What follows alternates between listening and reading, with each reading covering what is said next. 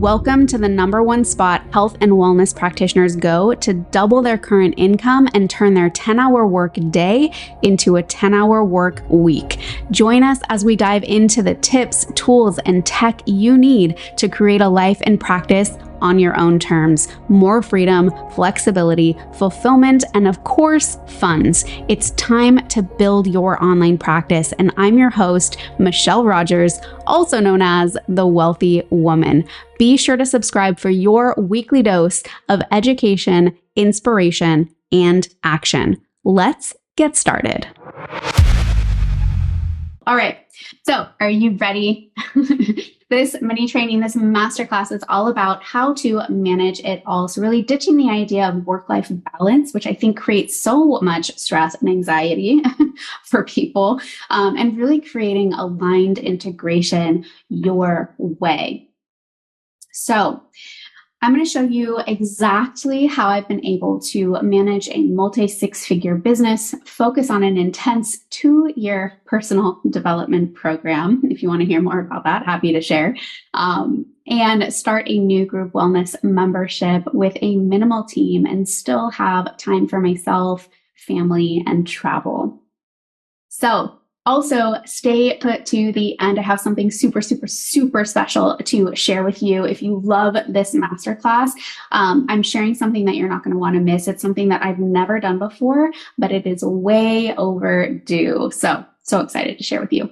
Now, if you are new to my world, my philosophy, and perhaps yours as well, is when we give our body the right information, the right instructions, the right environments, it will do what it does best, which is heal, right? And that's what we're all here to help facilitate with our clients, with our patients, okay?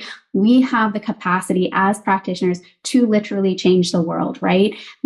How we show up, how we interact with our clients, with our patients, the effect that we have, the impact that we have on their lives ripples out to everyone, right? Ripples out to the world. It ripples out to their own friends and family, and that ripples out to more people. And it's just incredible the amount of impact that we can have. So I just want to remind you of that, remind you that your work is needed in the world and that you offer not just a life transforming service, right? But you actually provide a life giving service. Okay. So why I'm guessing you are likely here and tuning into this Manage It All masterclass is there's probably some overwhelm, right? Life just seems to always get in the way. If it's not one thing, it's another, and you can't seem to get a break, right? There's frustration, right? You have big dreams and you're ready to make them happen, but you just can't seem to get things under control long enough to make progress, right? It feels like your hands are tied behind your back.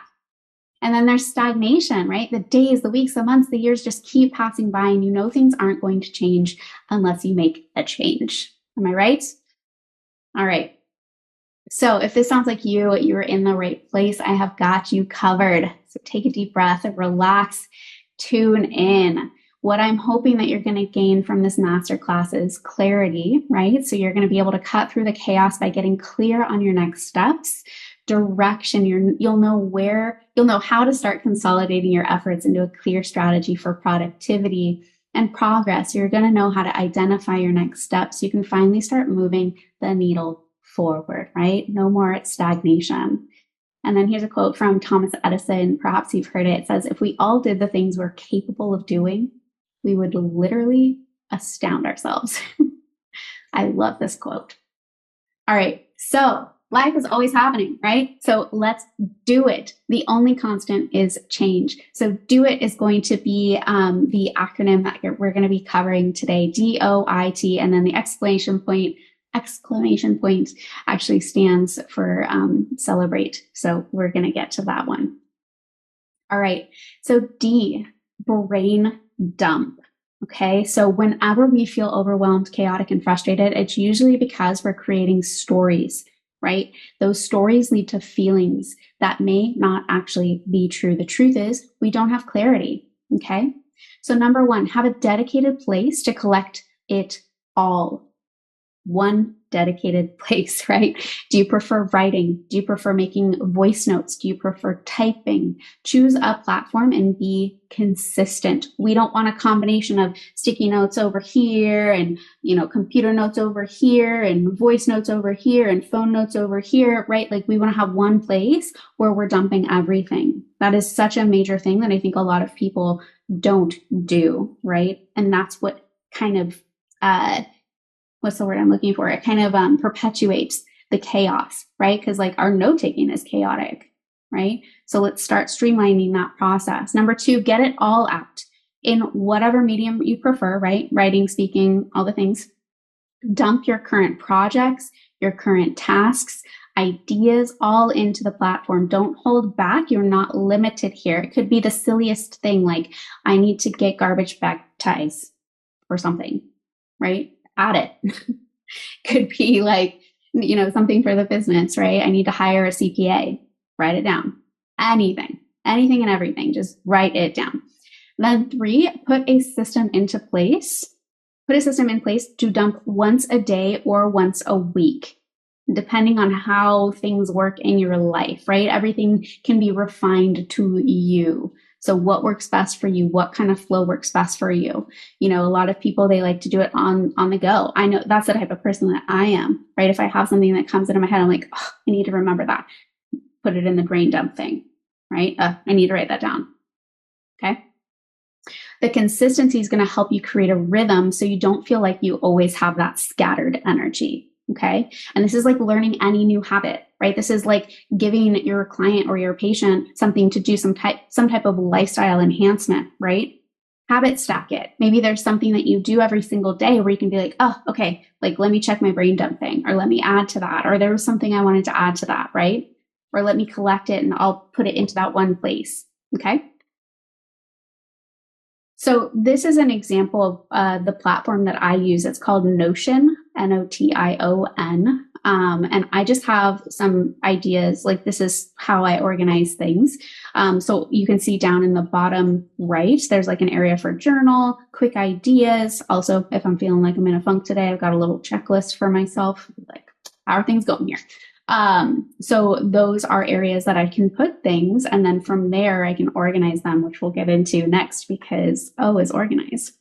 So O, organize. Once we have it all out, it's time to organize and categorize, right? So whenever I'm dealing with a lot of information and I need to make it make sense, I go from macro to micro. This is always really, really, really helpful for me. This is helpful if I'm creating a new program, if I have a brand new idea for even like a masterclass like this, whatever it might be. It's like, okay, like let's go from macro down to the micro, right? It's just how my brain works. I don't know if that's how your brain works. But so number 1, take a look at your list, everything that you dumped out, and find any tasks that are actually projects. So what I mean by that is a lot of times we think of, or I put an example here. For example, update website is actually a project. That is not a task. That is a project, right? So the tasks of that project of updating your website might be update your bio. Simple, one task. Right? Or add a new photo on this particular page, right? That's a task. Or add one blog post, right? Or update that blog post or whatever that means. Update an opt-in on your homepage. Those are tasks. So do you see how that's differentiated? Project is a much larger overall thing. It's comprised of multiple tasks, but we want to make sure that everything is broken down into tasks because that's how we move the needle forward.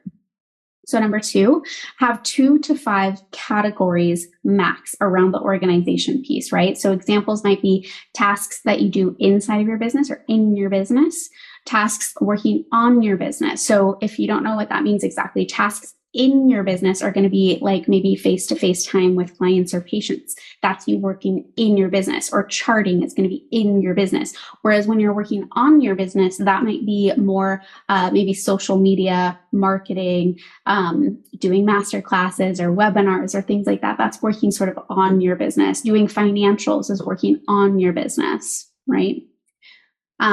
Other categories to consider might be like, this is social media, this is marketing, this is content creation, blah, blah, blah. Over here, we've got like offer things, maybe like offer refinement, program delivery, client experience. That might be in one category. And then you've got financial literacy. Maybe you've got your QuickBooks stuff and like organization around finances, credit cards, loans, doing like just balancing your checkbook or whatever, reconciliation, all of that kind of stuff. And then client delivery could be another aspect too, right? So it could be like, oh, I need to basically enhance my client experience or something to that degree. So these are just ideas, but just trying to get your brain going and moving on how you can actually break these up into categories. Number 3, break these down into 4 different categories. I'm going to give you a visual in just a second because I'm a super visual person. So things that you like and that you're good at. This is your zone of genius, by the way. Ideally, this is where you should be putting all of your efforts. What you like and that you're not very good at. What you dislike and you're good at, and then what you dislike and you're not good at. So what does that actually look like? So here's sort of like a quadrant thing and how you can organize. You can do this again. You can do this on paper. You can do this on your computer. You can do this on a big whiteboard, like a dry erase board or whatever. But basically the like and you're good at, this is really ideally where you're focusing the majority of your time. Again, this is your zone of genius, what you like and what you're good at.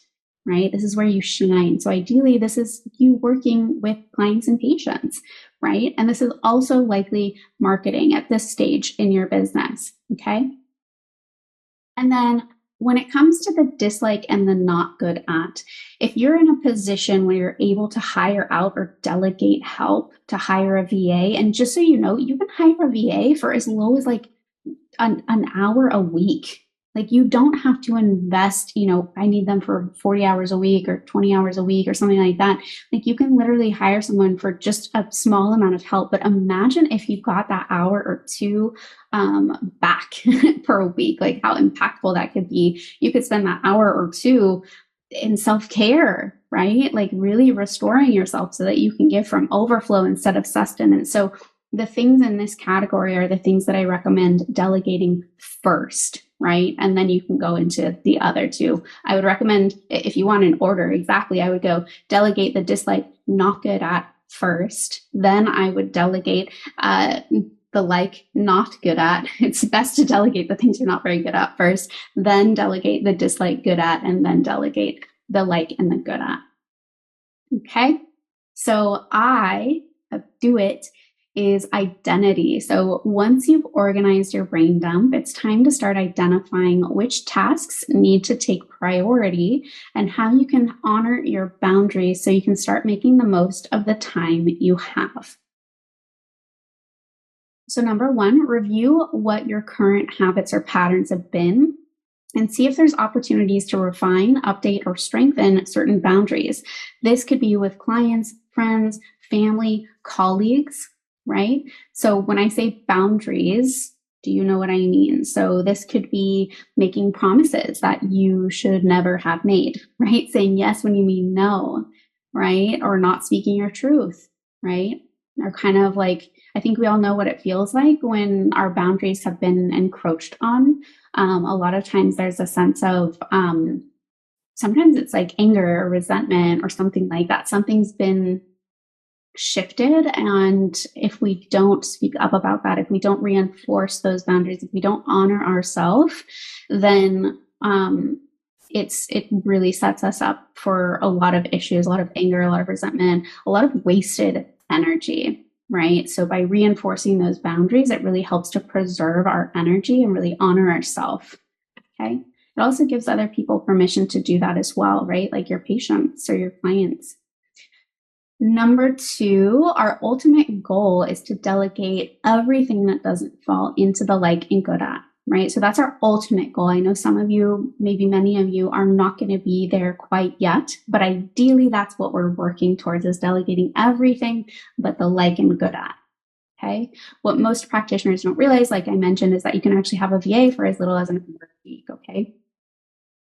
Number 3, in the meantime, prioritize these items. So prioritize the items that are categorized, right? So ideally, we put the majority of our time into income generating activities. So typically in the online space, this is sales and marketing. Okay, so this means social media. If you're doing the virtual practice, social media is huge. So are you putting a good amount of time and energy in building relationships and creating effective content in doing that? Because that's how people are going to be magnetized to you. That's how they're going to know, like, and trust you so that they end up enrolling in your program. Okay. So just think about that whenever you're prioritizing. Is this an income generating activity for me? This could also be client retention. So really, obviously, providing a stellar client experience is going to help them, perhaps re-sign with you or have a continuing client experience. Okay. So this is an example of me kind of organizing my week. So what I'll do is I'll usually start by listing out things that I really need to do during the month. And then as the weeks go by through the month, I might just kind of slide over different things under different days. And I'll look at my calendar and just see where these things can fit in best. But this is just an example of how I organize things. And this is just another view of sometimes what I'll do here. This was actually today. Love these things. And then I will color coordinate them if I'm feeling up for it. So time blocking. Now you've got your brain dump, you've got things organized, you've identified and prioritized things. So now time blocking comes into play. And I absolutely love time blocking. This is something that I talk about inside of my mentorship, but it's one of my favorite productivity tools. And there are a few ways to go about this. It helps us stay focused and commit to removing tasks off of our list in a very systematic way. So number one, get real with your calendar, right? Have one calendar that you look to and reference, right? There's nothing worse than like putting things on different calendars and being like, oh my God, I double booked myself, or oh my God, I totally forgot about this thing I had to do, or whatever. I know because I'm guilty. So get real with your calendar, really look at it. What are the non-negotiables that you have to have on your calendar, right? Client calls, patient care, self-care, that is a non-negotiable, okay? Family time, appointments that you might have, travel that you might have, events, conferences, whatever that might be there. Those are like the things that are static on your calendar, right? Our goal is to take advantage also of our ultradian rhythms. That's one of the reasons why I love time blocks, and we can talk more about ultradian rhythms in just a moment. But look at what's left over. So once you've filled in those sort of static things, then see what time you have left over. If you have any full days available, then you might want to dedicate them to either working in your business or working on your business, right? And so in your business could also be like an admin day, right? Or like, I'm sorry, on your business is an admin day. In your business would be like patient care. So for example, I work with a lot of practitioners who might still be working like in the office, or they might be an associate, or they might be working with someone. They have like a steady job. I think we should really not use that term because it's not as reliable as we think. It's sort of this pseudo security, but anywho, you know what I mean? Like where they're actually like more of an employee. And so what if you do have full days available, it's like maybe you dedicate a full day to your virtual practice and growing that virtual practice. Right. And so then you could kind of categorize some of the tasks into that day where you're like, great, these are the things I'm putting into this day that are just dedicated to growing my virtual practice. Because the goal is to get out of the employee type work. Right. And then if you only have a few hours here and there, then you can start time blocking. And so what that means is review your priority, your income generating tasks, and start blocking out 30 to 90 minute time blocks, depending on the task. And it's 30 to 90 minutes ideally, because those kind of flow with our ultradian rhythms. We have these ultradian rhythms. Usually it's about 90 minutes, 90 to 120. So like an hour and a half to 2 hours is an ultradian rhythm typically. And what this means is that is the amount of time that we're able to truly focus and stay engaged. And then we end up having these sort of metabolic byproducts building up from all of that sort of mental activity and that focus really. And so ideally we want to step away after that time go for a small walk, go eat some food, whatever you might be doing, ideally not on a screen or anything, because that actually allows our body to flush out those metabolic byproducts and almost like a detox process. And then when we come back after, 10, 20, 30 minutes, then we can actually start really fresh and start again, I feel refreshed, I feel focused. And it's just a really amazing rhythm if you're able to make that work throughout your day. Think of Parkinson's law, right? So when you're picking your time blocks for your tasks, so maybe you want to write a piece of content and you're like, okay, great. I've got an hour and a half here. I'm going to write 3 pieces of content for next week. Awesome. That's about 30 minutes per piece of content, right? So what ends up happening here, the Parkinson's law is work expands so as to fill the time available for its completion. Right. So if you give yourself that 30 minutes, it's going to take you 30 minutes to finish that piece of content. If you give yourself an hour and a half, that whole hour and a half, that whole 90 minutes, it's going to take you 90 minutes to finish that one piece of content. Right? I don't know if you've ever noticed that. So really, I do encourage you, and you'll find what time feels really good for you. Maybe, okay, it takes me just 20 minutes to write a piece of content or whatever. Awesome. Then fit that in as your time block for a content piece creation or something like that. So just an idea. A task might be longer too, right? So you just have to figure out what your flow is and how long you have. But typically think about things 30 to 90 minute time blocks. And this is just sort of an example of what time blocks might look like. I love doing things color coordinated. So you could have different things meaning different things, right? That's so visual. Okay.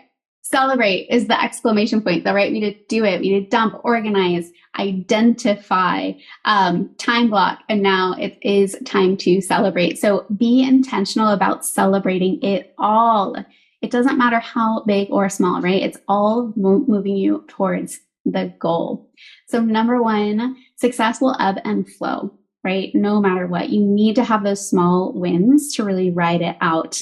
So if any of you are entering sort of this entrepreneurial space, running your own practice, headed into the virtual space, there are ebbs and flows. It is not a steady, amazing, this is so great, right? It has its ups and downs. It is the nature. It is the essence kind of being an entrepreneur, right? We're pioneers, we're doing things differently, and there's nothing else I could possibly imagine doing, right? It's all so worth it. It's worth the blood, sweat, and tears.